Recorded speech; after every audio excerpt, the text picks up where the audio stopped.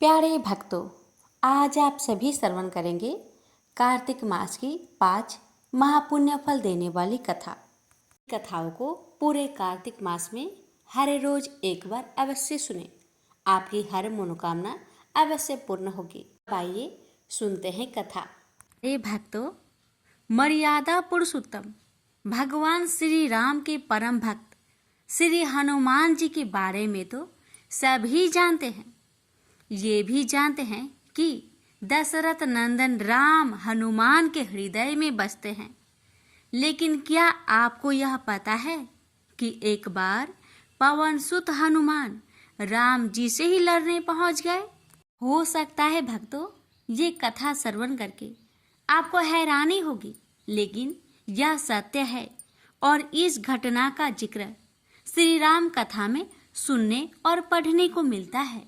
लेकिन इससे भी ज्यादा हैरान करने वाली बात यह है कि पवन सुत जब श्री राम से लड़ने के लिए तैयार हुए तो उन्होंने सौगंध भी मर्यादा पुरुष उत्तम की ही ली। तो आइए जानते हैं कि ऐसा क्या हुआ था कि श्री राम के परम भक्त पवन सुत को उनसे युद्ध करना पड़ा। कथा मिलती है कि एक बार सेमरू पर्वत पर सभी संतों की सभा का आयोजन हुआ। केवर्त देश के राज संकुत भी उसी सभा में सभी संतों का आशीर्वाद लेने जा रहे थे। रास्ते में उन्हें देव ऋषि नारद मिले। राजा सुकंद ने उन्हें प्रणाम किया। इस पर श्री नारद जी ने उन्हें आशीर्वाद देकर यात्रा का प्रयोजन पूछा। राजा सुकंद ने उन्हें संत सभा के आयोजन की बात बताई। इस पर नारद मुनि ने कहा, अच्छा है, संतों की सभा में जरूर जाना चाहिए। ऐसा कहकर सुकंद को जाने का आदेश दिया। सुकंद जैसे ही सभा में जाने के लिए प्रस्थान करने लगे, तैसे ही नारद जी ने उन्हें आवाज दी।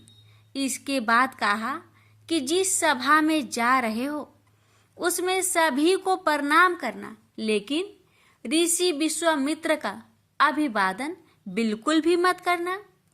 इस पर सुकंद ने पूछा कि यह तो उचित नहीं है।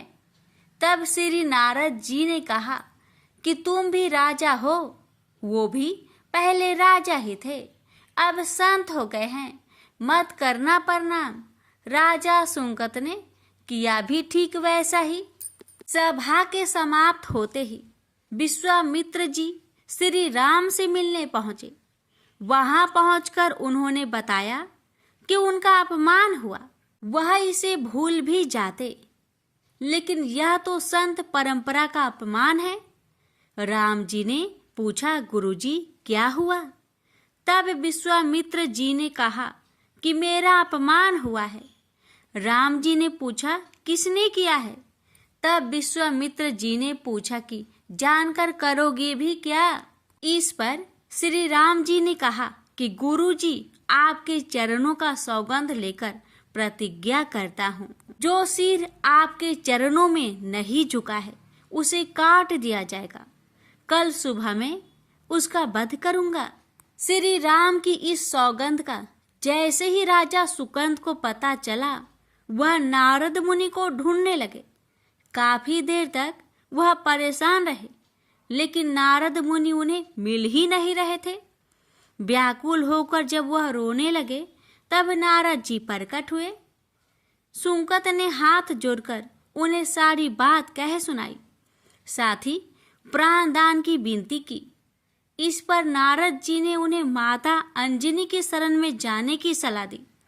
ये भी कहा कि अगर उन्होंने तुम्हें बचाने का वचन दे दिया तो तुम जरूर बच जाओगे, लेकिन यह भी कहा कि वह किसी को यह नहीं बताएंगे कि नारद जी ने उन्हें यह सलाह दी है। राजा सुकंद के रोने की आवाज सुनकर माता अंजनी बाहर पहुंची। तब उन्होंने कहा कि माता, मुझे बचा ले, अन्यथा विश्वामित्र जी मुझे मार डालेंगे। इस पर माता अंजनी ने सुकंद को उसके प्राण बचाने का वचन दिया। उन्होंने कहा कि तुम शरण में हो, तुम्हें कोई नहीं मार सकता। इसके बाद राजा सुकंद को विश्राम करने के लिए कहा। शाम ढले जब हनुमान जी माता अंजनी के पास पहुँचे तो उन्होंने सारी बात बताई, लेकिन सुकंद को बुलाने से पहले पवन सुत से सौगंध लेने को कहा। तब श्री हनुमान जी ने कहा कि वह श्री राम के चरणों की सौगंध लेते हैं कि वह सुकंद के प्राणों की रक्षा करेंगे। तब माता अंजनी ने राजा को बुलाया। हनुमान जी ने पूछा, कौन तुम्हें मारना चाहता है? तब सुकंद ने बताया कि श्री राम उन्हें मार डालेंगे। इतना सुनते ही माता अंजनी हैरान रह गई। उन्होंने कहा कि तुमने तो विश्वामित्र जी का नाम लिया था। तब राजा ने कहा कि नहीं, वो तो मरवा डालना चाहते हैं, लेकिन मारेंगे तो राम ही। हनुमान जी ने राजा सुकंद को उनकी राजधानी में छोड़ा और श्री राम के दरबार में पहुंचे। वहां पहुंचकर उन्होंने राम जी से पूछा कि वह कहाँ जा रहे हैं। तब मर्यादा पुरुषोत्तम ने बताया कि वह राजा सुकंद का वध करने जा रहे हैं। तब हनुमान जी ने कहा, प्रभु उसे मत मारिए। राम जी ने कहा कि वह तो अपने गुरु की सौगंध ले चुके हैं, अब पीछे नहीं हट सकते। हनुमान जी ने कहा, प्रभु मैंने उसके प्राणों की रक्षा के लिए अपने इष्ट देव यानी कि आपकी सौगंध ली है। तब राम जी कहते हैं, ठीक है, तुम अपना वचन निभाओ, मैं तो उसे मारूंगा। हनुमान जी राजा सुकंद को लेकर पर्वत पर पहुंचे और राम नाम का कीर्तन करने लगे। उधर राम जी राजा सुकंद को मारने के लिए उनकी राजधानी पहुंचे, लेकिन वह नहीं मिले, तो वह उन्हें ढूंढते हुए पर्वत पर पहुंचे। वहां हनुमान राम मंत्र का जप कर रहे थे। राम जी को देखते ही सुकंद डर गए। उन्होंने कहा कि अब तो राम जी उसे मार ही डालेंगे। वह बार बार हनुमान जी से पूछता कि बच जाएंगे हम। तब उन्होंने कहा कि राम मंत्र का जप करते रहो और निश्चिंत रहो, भगवान नाम पर पूरा भरोसा रखो। लेकिन वह काफी डरे हुए थे, तो हनुमान जी ने सुकंद को राम नाम मंत्र के घेरे में बैठा दिया। इसके बाद राम नाम जपने लगे। राम जी ने राजा सुकंद को देखकर जब बाण चलाना शुरू किया तो वह राम नाम के मंत्र के आगे विफल हो जाते। राम जी हताश हो गए कि क्या करे। यह दृश्य देखकर श्री लक्ष्मण जी को लगा कि हनुमान जी भगवान राम को परेशान कर रहे हैं, तो उन्होंने स्वयं ही हनुमान जी पर बाण चला दिया। लेकिन यह क्या, उस बाण से पवन सुत के बजाय श्री राम मूर्छित हो गए। यह देखते ही लक्ष्मण जी दौड़ पड़े और देखते ही कि बाण तो हनुमान जी पर चलाया था, लेकिन मूर्छित राम जी कैसे हो गए। तब उन्होंने देखा कि पवन सुत के हृदय में तो श्री राम बसते हैं। राम जी जैसे ही होश में आए, वह हनुमान जी की ओर दौड़ पड़े। उन्होंने देखा कि उनकी छाती से रक्त बह रहा है। वह हनुमान जी का दर्द देख नहीं पा रहे थे। वह बार बार उनकी छाती पर हाथ रखते और आंखें बंद कर लेते। पवन सुत को होश आया तो उन्होंने देखा कि राम जी की आंखें बंद करके हनुमान जी की छाती पर बार बार हाथ रखते हैं, फिर हनुमान जी के सिर पर हाथ फेरते हैं। तब पवन सुत ने सुकंद को पीछे से निकाला और उसे अपनी गोद में बैठा लिया। तभी राम ने फिर से हनुमान जी की माथे पर हाथ फेरा, लेकिन इस बार वहां पवन सुत की जगह राजा सुकंद थे। राम जी मुस्कुराए और हनुमान जी बोल उठे कि नाथ, अब तो आपने इनके सिर पर हाथ रख दिया है, अब तो सब कुछ आपके हाथ में ही है। इसकी मृत्यु भी और जीवन भी आप ही सुकंद की जीवन की रक्षा करे। राम जी ने हनुमान जी से कहा कि जिसे तुम अपनी गोद में बैठा लो, उसके सिर पर तो मुझे हाथ रखना ही पड़ेगा। लेकिन गुरुजी को क्या जवाब देंगे? तभी हनुमान जी को विश्वामित्र जी सामने से आते दिखाई पड़े। उन्होंने राजा सुकंद से कहा कि जाओ, तब प्रणाम नहीं किया तो क्या हुआ, अब कर लो। राजा ने दौड़कर विश्वामित्र जी का अभिवादन किया। वह भी परेशान हो गए और बोले, राम इसे क्षमा कर दो। मैंने इसे क्षमा कर दिया क्योंकि संत का काम मिटाना नहीं बल्कि सुधारना होता है। यह भी सुधर गया है। उन्होंने सुकंद से पूछा कि संत का सम्मान न करने की सलाह तुम्हें किस कुसंग में मिली। राजा सुकंद विश्वामित्र जी से कुछ कहते कि इससे पहले नारद मुनि प्रकट हो गए। उन्होंने सारी घटना कह सुनाई। तब विश्वामित्र जी ने पूछा कि नारद, तुमने ऐसी सलाह क्यों दी?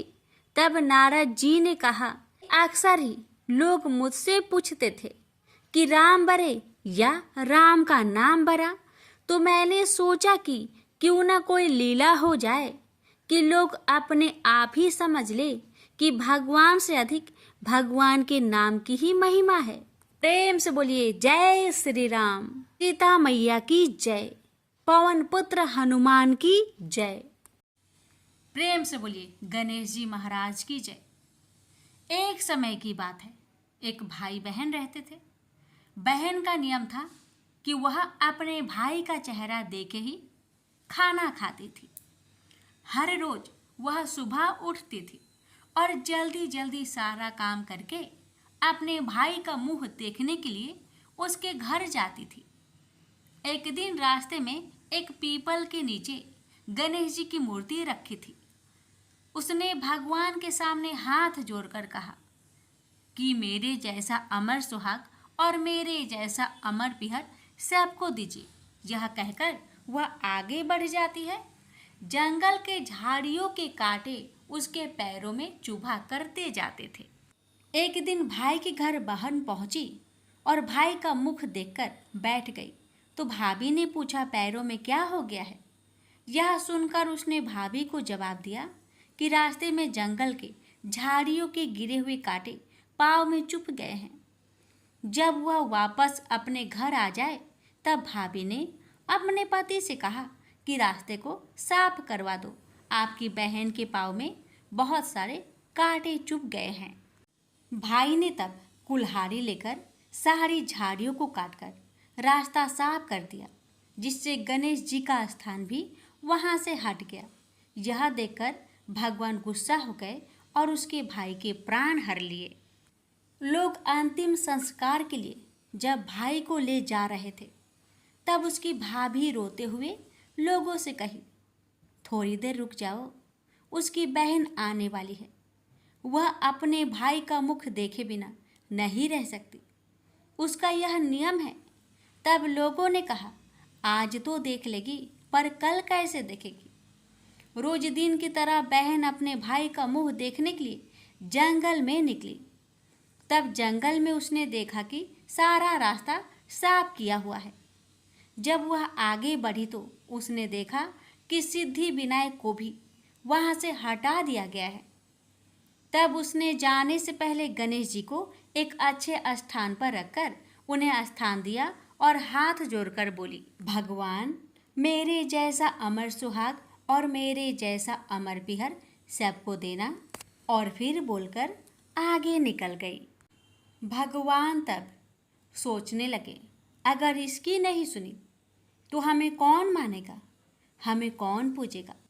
तब सिद्धि विनायक ने उसे आवाज दी, बेटी इस खेजड़ी की 7 पत्तियां लेकर जा और उसे कच्चे दूध में घोलकर भाई के ऊपर छींटा मार देना, वह उठकर बैठ जाएगा। यह सुनकर जब पीछे मुड़ी तो वहाँ कोई नहीं था। फिर वह यह सोचने लगी कि ठीक है, जैसा सुना वैसा कर लेती हूँ। फिर वह 7 खेजड़ी की पत्तियां लेकर अपने भाई के घर पहुंची। उसने देखा वहाँ कई लोग बैठे हुए हैं। भाभी बैठी रो रही है और भाई की लाश रखी है। तब उसने उस 7 पत्तियों को बताए हुए नियम के तहत भाई के ऊपर इस्तेमाल किया। तब भाई उठकर बैठ गया। भाई बोला बहन से, बोला मुझे बहुत ही गहरी नींद आ गई थी। तब बहन बोली, यह नींद किसी दुश्मन को भी ना आए। और उसने सारी बात अपने भाई को बता दी। तो मान्यता के अनुसार ये है गणेश जी की चमत्कारी कथा। प्रेम से बोलिए गणेश भगवान जी की जय हो। तुलसी विवाह की कथा।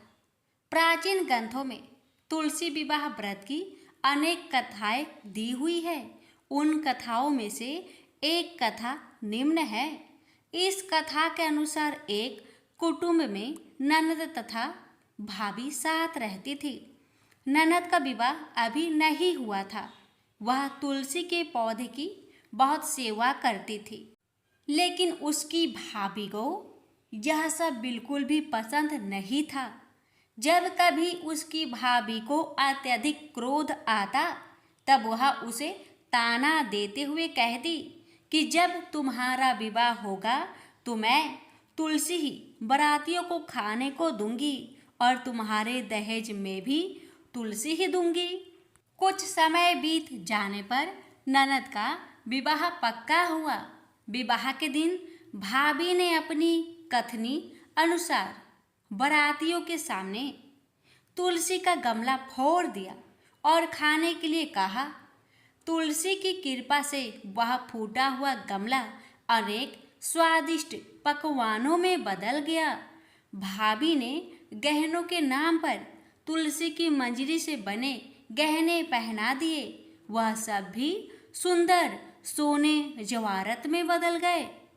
भाभी ने वस्त्रों के स्थान पर तुलसी का जनेऊ रख दिया। वह रेशमी तथा सुंदर वस्त्रों में बदल गया। ननद की ससुराल में उसके दहेज की बहुत प्रशंसा की गई। यह बात भाभी के कान तक भी पहुंची। उसे बहुत आश्चर्य हुआ। उसे अब तुलसी माता की पूजा का महत्व समझ आया। भाभी की एक लड़की थी। वह अपनी लड़की से कहने लगी कि तुम भी तुलसी की सेवा किया करो, तुम्हें भी बुआ की तरह फल मिलेगा। वह जबरदस्ती अपनी लड़की से सेवा करने को कहती, लेकिन लड़की का मन तुलसी सेवा में नहीं लगता था। लड़की के बड़े होने पर उसके विवाह का समय आता है। तब भाभी सोचती है कि जैसा व्यवहार मैंने अपनी ननद के साथ किया था, वैसा ही मैं अपनी लड़की के साथ भी करती हूँ, तो यह भी गहनों से लद जाएगी और बारातियों को खाने में पकवान मिलेंगे। ससुराल में इसे भी बहुत इज्जत मिलेगी। यह सोचकर वह बारातियों के सामने तुलसी का गमला फोड़ देती है, लेकिन इस बार गमले की मिट्टी मिट्टी ही रहती है। मंजरी तथा पत्ते भी अपने रूप में ही रहते हैं। जनेऊ भी अपना रूप नहीं बदलता है। सभी लोगों तथा बारातियों द्वारा भाभी की बुराई की जाती है।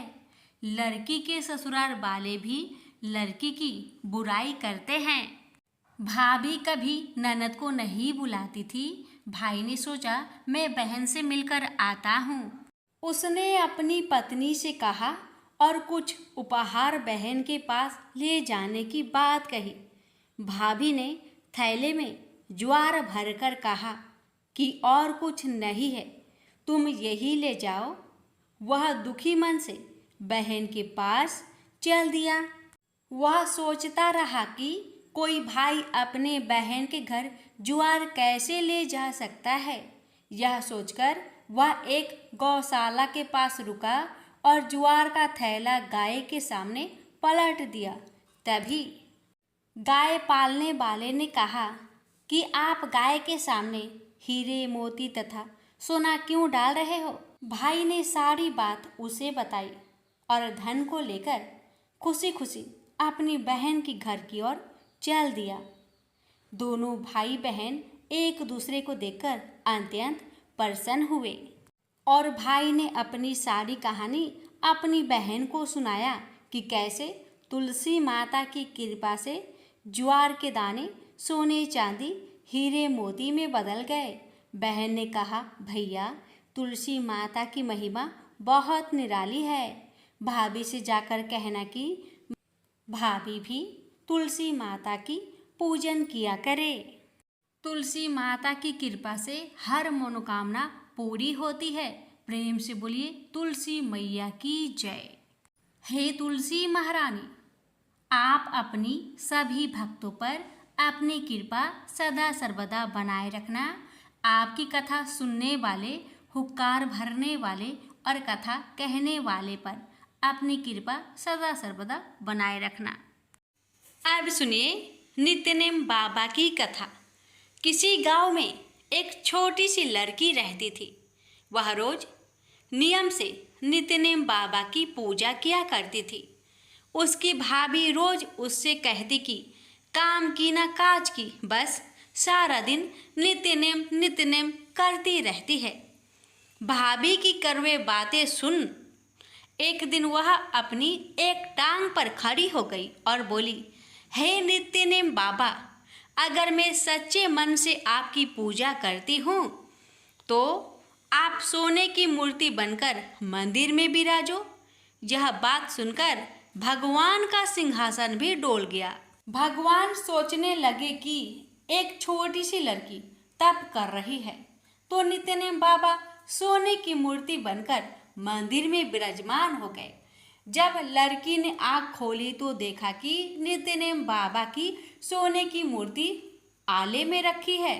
अब उसने आवाज लगाई, भाभी देख लो नित्यनेम बाबा, माँ देखो नित्यनेम बाबा।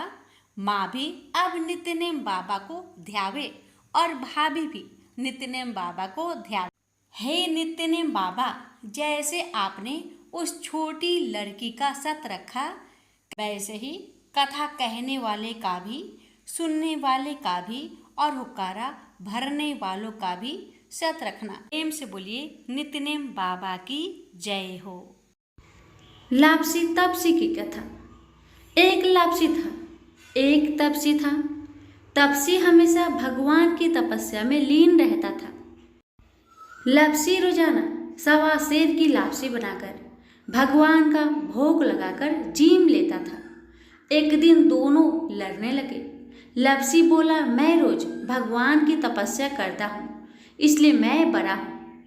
लापसी बोला कि मैं रोज भगवान को सवा सेर लापसी का भोग लगाता हूँ इसलिए मैं बड़ा हूँ। नारद जी वहाँ से गुजर रहे थे। दोनों को लड़ता देखकर उनसे पूछा कि क्यों तुम लड़ रहे हो। लापसी ने खुद को बड़ा होने का कारण बताया और तपसी ने अपना कारण बताया। नारद जी बोले, तुम्हारा फैसला मैं कर दूंगा।